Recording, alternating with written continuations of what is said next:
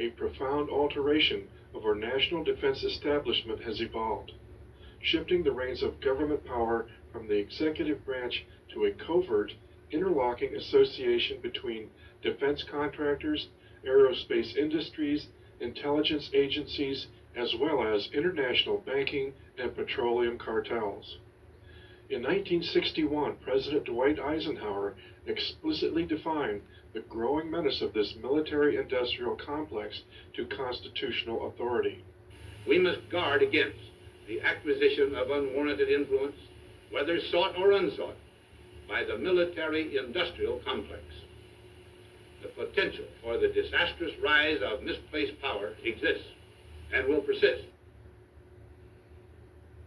Allegedly, a clandestine treaty and technology exchange with visiting aliens was brokered and managed under the auspices of Majestic 12, a top-secret study group originally assembled by President Harry Truman following the Roswell crash in 1947. And later, President Eisenhower himself was rumored to have secretly met with aliens in 1954.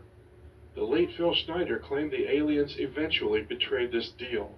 Called the Granada Treaty, this secret agreement allowed the aliens to take a few cows and test their implant techniques on a few human beings, but they had to give details about the people involved. Slowly, the aliens altered the bargain until they decided they wouldn't abide by it at all.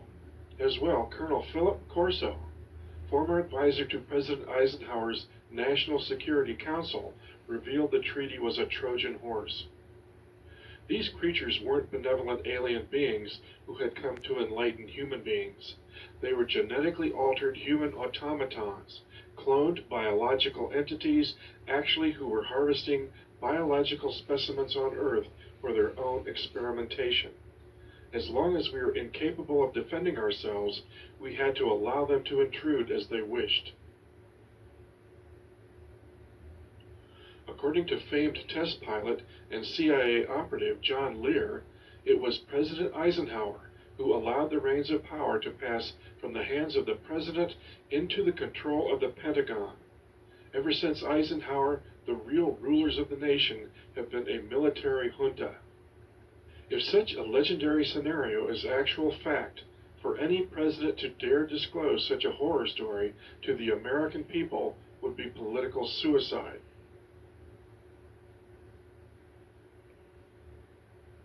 Consequently, the government has endeavored to make UFOs a non-issue by promoting a steadfast campaign of dour ridicule for the last 6 decades. Project Sign, Project Grudge, Project Blue Book, the Robertson Panel, and the Condon Report all maintain a consistent party-line posture that nothing out of the ordinary exists.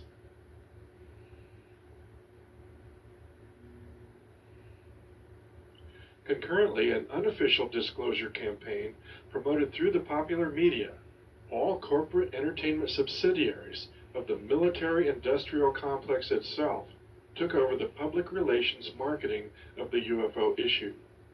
Alleged MJ-12 member General Nathan Twining encouraged use of this style of entertainment propaganda in order to create a climate of public attitude that would be able to accept the existence of extraterrestrial life without a general sense of panic.